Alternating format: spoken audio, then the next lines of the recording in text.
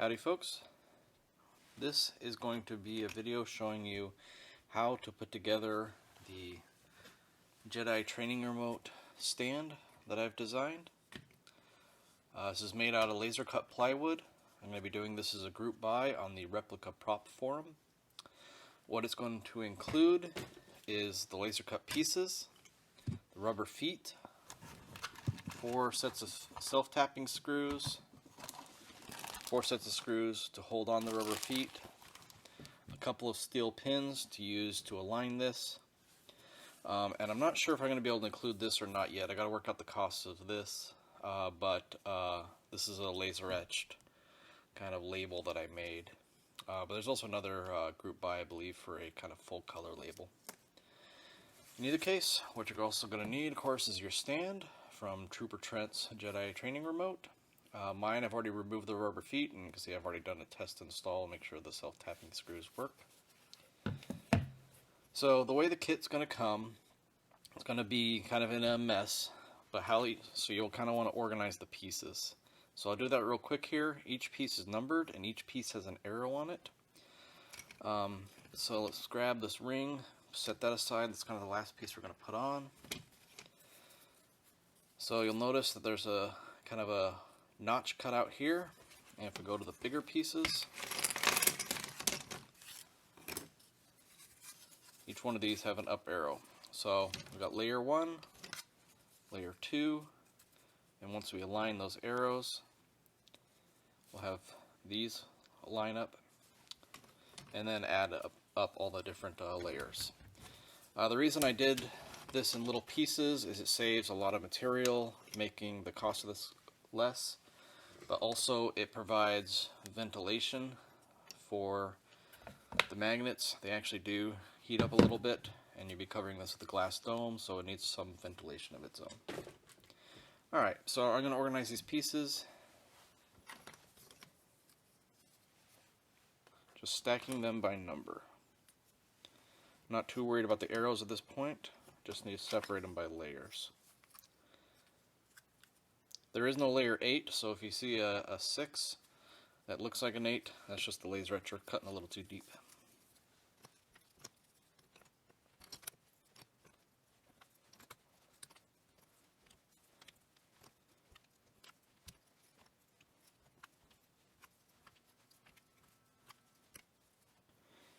Alright, I got layers 3, 4, 5, and 6.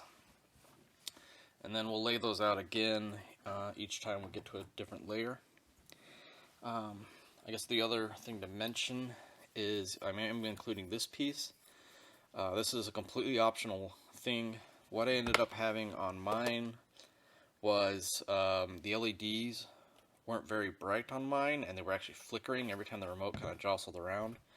So I physically had to open this guy up, and there's 4 sets of coils that do the magnetic levitation, but there's a secondary coil, a thin coil that is all the way around, that actually is the induction coil that brings the light or the power to the lights.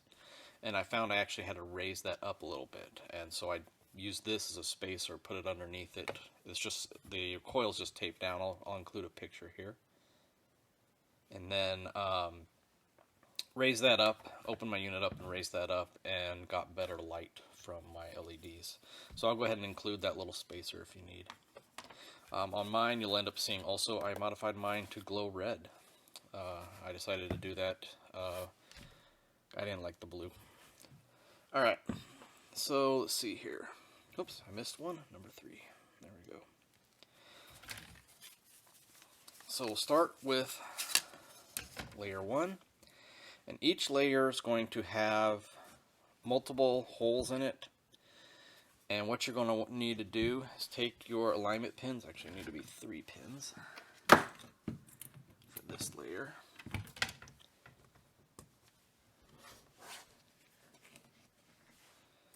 Drop a set of alignment pins into the layer, and then the next layer will line up on those pins. It's a little bit tricky on this very first one since you're taking 3 instead of 2. Most of the other layers will use 2. but you see those alignment pins will align this all perfectly. I'm just super gluing all these together, and not using wood glue just because this isn't going to be a piece of furniture. You're not holding something big together. Super glue works more than well enough for this. In this case, I'm actually going to flip this piece around so that my nice little label is face down. Alright, and then we'll get started. So I'm just going to lay down a bead of super glue all the way around. Doesn't have to cover the whole thing, just needs to bond the two pieces together.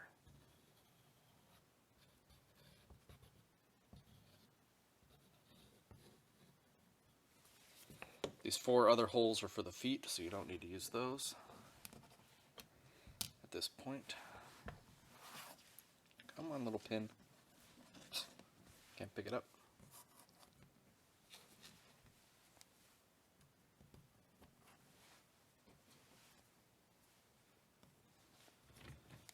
Alright, let's drop layer 2 down.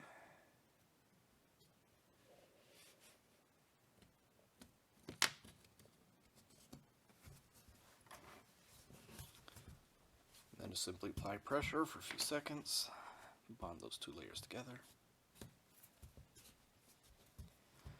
Now we're going to move the pins to these other holes that all kind of got like a little bit of a surround. They kind of got a little laser etch surround around them. And you'll use 2 holes at a time. Let's see here. Let me move my camera a little bit. There we go. Push these out. So we've got layer 3, and what we're going to want to do is align the arrows so that they're pointing up, and that will put the piece where it's supposed to go around the edge.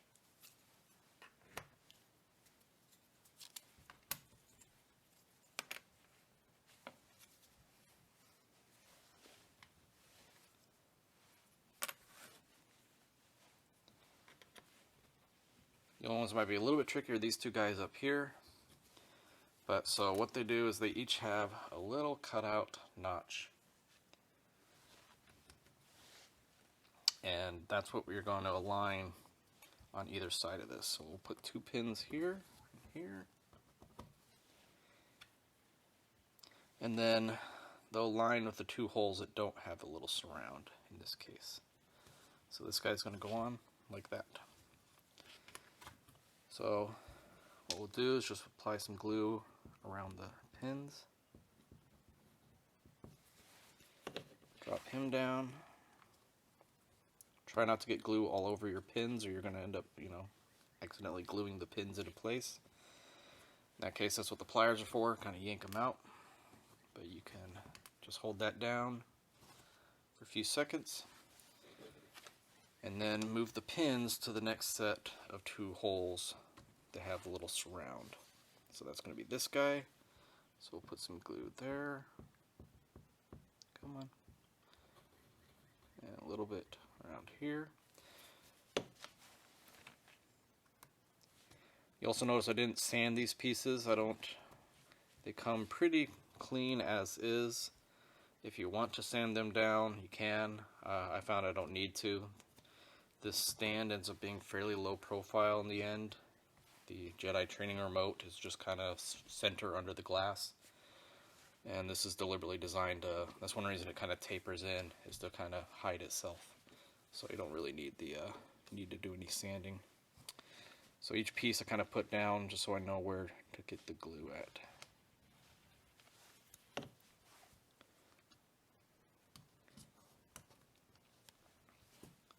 Push that down, lift up the pin, move it to the next one.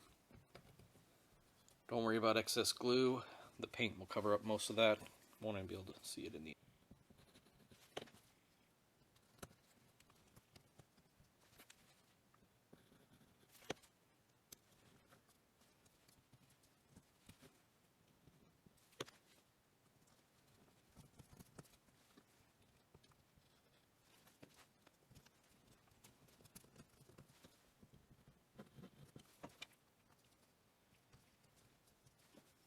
first.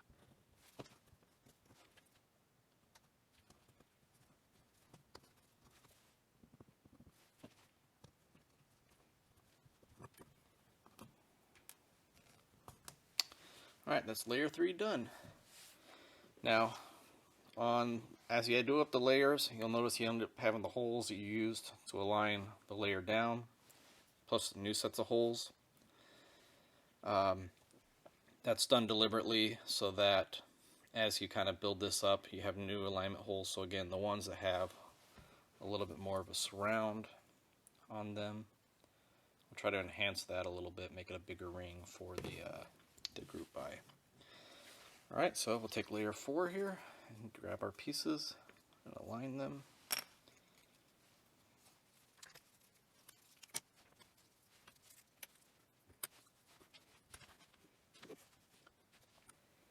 Alright, so this first piece is longer, so it's going to span from there to there. So our two alignment holes are this first one and the next second one over here. We'll double check that. Looks right.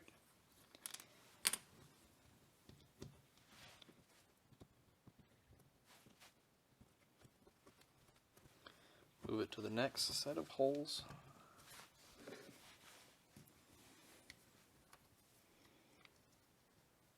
See, this piece is maybe the wrong piece here.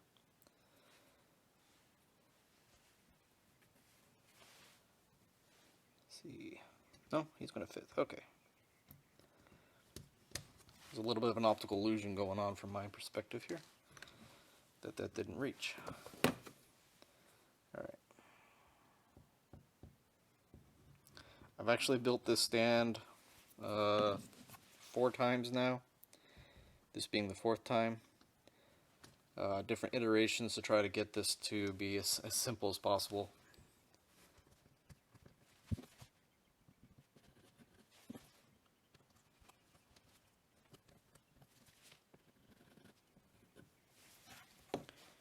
If you do get glue all over your pins, what you can do is clean it off with alcohol, or just wait for it to dry and then scrape it off.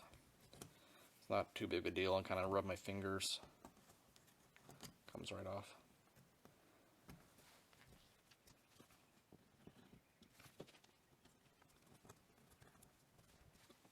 Another optical illusion. Looks like those won't align, but I think it's because of the way the concentric rings kind of expand out. It makes it look like that piece doesn't fit until you get it over it.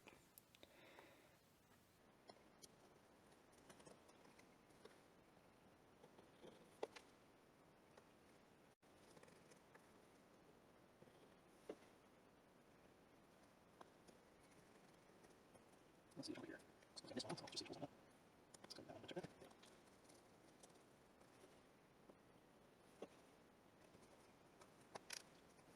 Okay, that's layer 4 done. So let's align layer 5.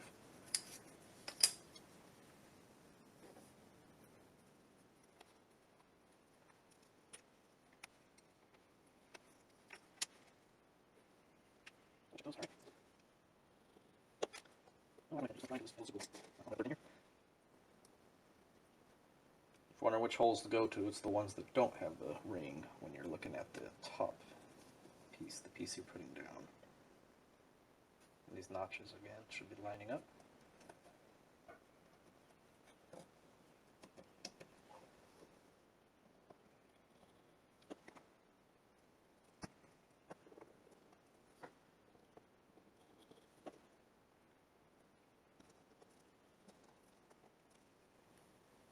Careful about super gluing your fingers together.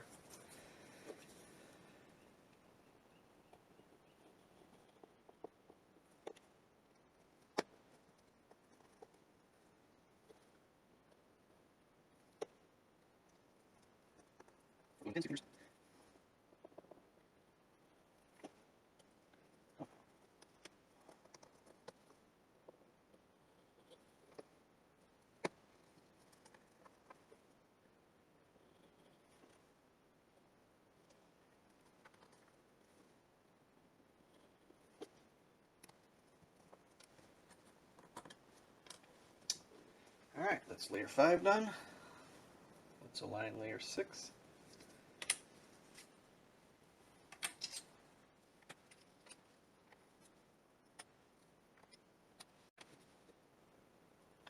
Layer 6 is going to be a little bit different because so all these have aligned on the inside. Layer 6 is going to still have the overhang, but less alignment on the inside here. So don't get confused if it suddenly doesn't match up. What I'm doing is starting to provide room for this little overhang. Ah, that's where my other pin went. Got pulled to the magnet.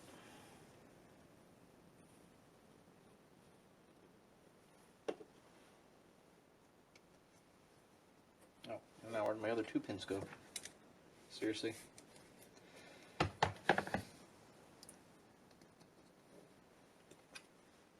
Oops, grab the right piece.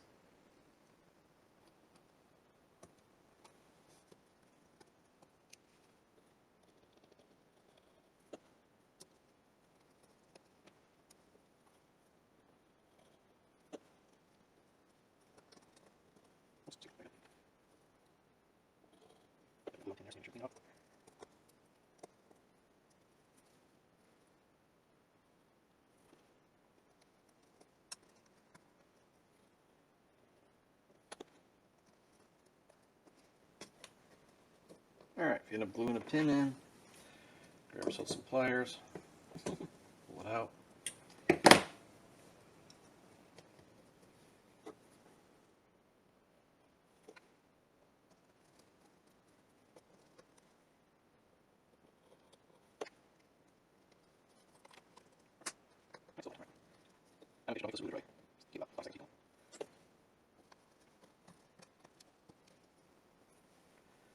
Alright, that's layer 6.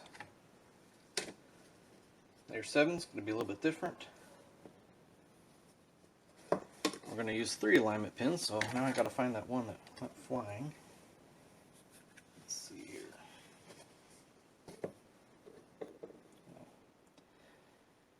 I can only use 2 if I need. I'm going to cheat, grab one of my spare pins here. And you can use any of the alignment holes in this case. Go ahead and use these 3. Actually, let's do the one up here that's closer to the notch. Actually, yeah. So we'll do that one, that one, make sure that works.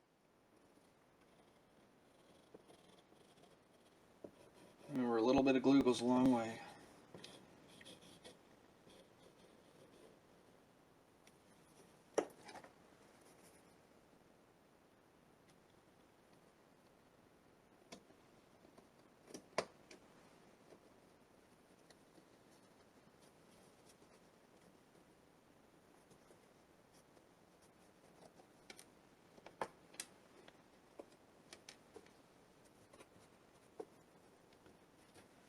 Flip this over, pressure. Alright, now this top ring doesn't necessarily have an alignment piece. It's going to cover up the holes though. So for this one, what I like to do is get myself a set of small binder clips. Okay, so what I would do is grab some binder clips and try to visually align this in order to get this centered.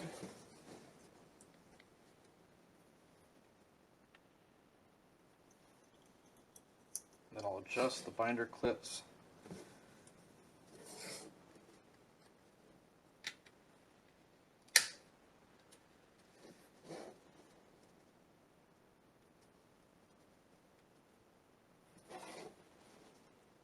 So I'm trying to look at this from top down as much as possible, so sorry if I'm not on camera proper here right now.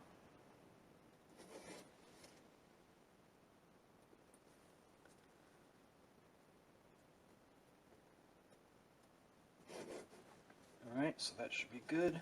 Let's put the notch top. So now when I bring this down, it should kind of sit in the binder clips. So for this one, apply glue to the ring, not to the wood, so you can hide that little top, because the topmost layer will be visible.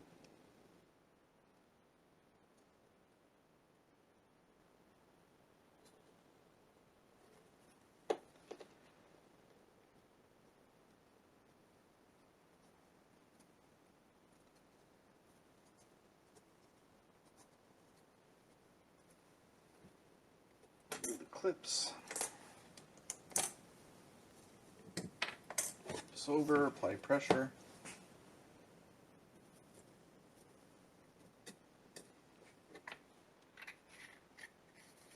We're done with the super glue.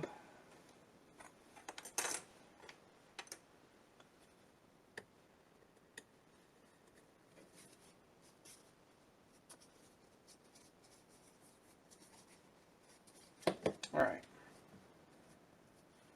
so we can test fit this, the stand, and the power plug goes right there. Should be an almost perfect fit with no gap around the edge.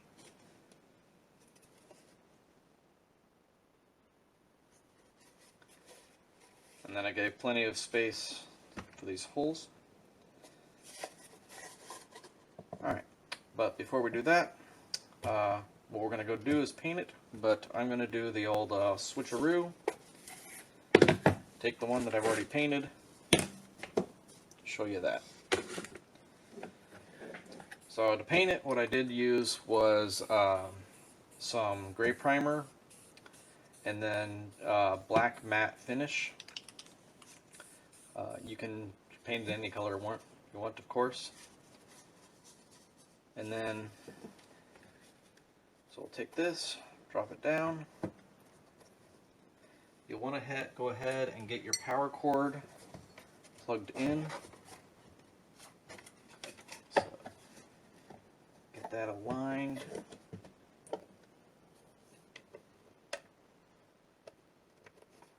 Just to make sure your power cord's in the right spot. See here where mine glows red. Flip it over.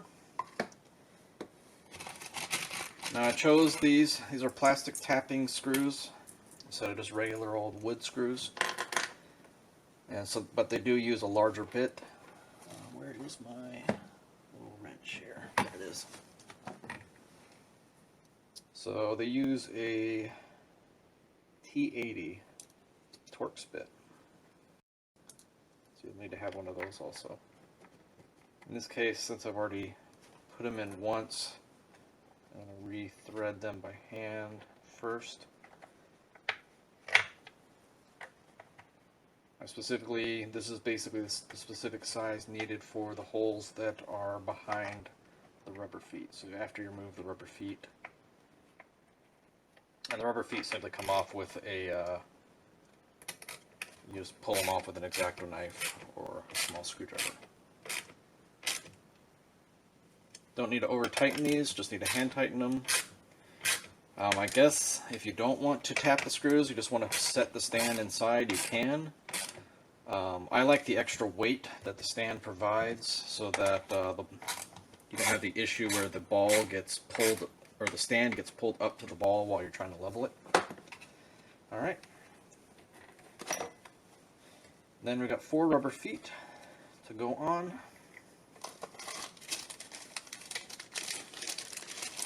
These use also some wood tapping Torx screws.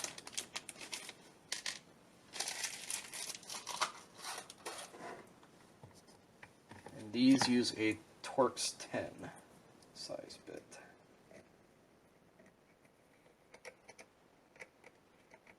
Don't over tighten them or you'll smash the rubber.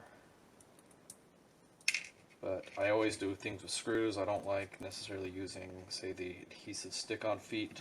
If anybody's ever used those, know that they eventually kind of work their way around and the adhesive dies. Or these will stay on forever.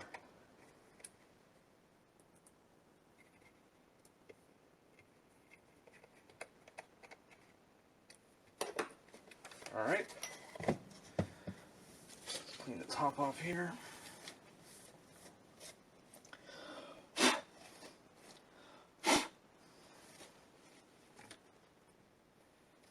I'm going to go ahead and grab my training remote.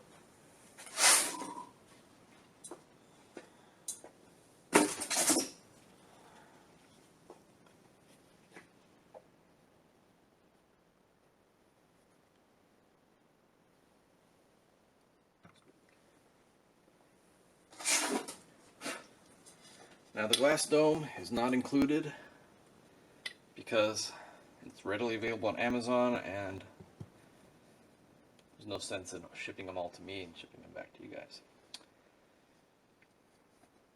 So that's it. There's enough tolerance here to ensure for the different size glass domes, but the outer edge should be pretty much flush.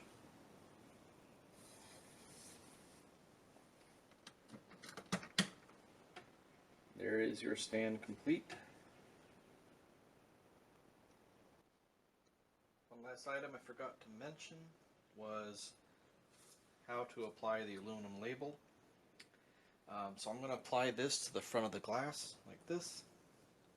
But of course, this curved glass metal label that's flat. It's actually really easy to curve this. So let me slide this guy over here. You can either take the glass and simply push the label on like that, but eventually, you know, that'll come off with adhesive. So instead what we're going to do is pre-bend the metal, and it will hold its shape after it gets bent. I'm just applying a little bit of pressure to kind of bend this. If you need to, you can kind of re-flatten it out. You can also kind of pull on it like this. Let's see if I can show this on camera better. In order to get it to fit the bend. So in this case, it's kind of a good fit now. Because these glass domes are hand blown, they end up getting a little bit of bubble on top, so kind of find the nicest side. In this case, it's right here. And I'm going to go ahead and, let's see, grab the foam that came with the dome. Use that.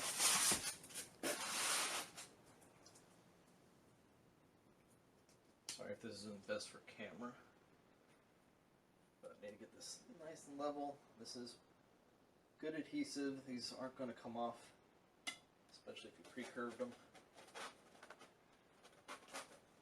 It is pressure activated adhesive. Of course, you have to go clean all your fingerprints off again. So I get these labels made by a company here in Austin called Drake, and they've actually been around long enough that there are some of their labels on the moon lander on the moon. So that's one of their kind of cool claim to fame. Their normal labels are photo exposed, but I'm going to go ahead and get these as aluminum laser etching. So we'll put that back on.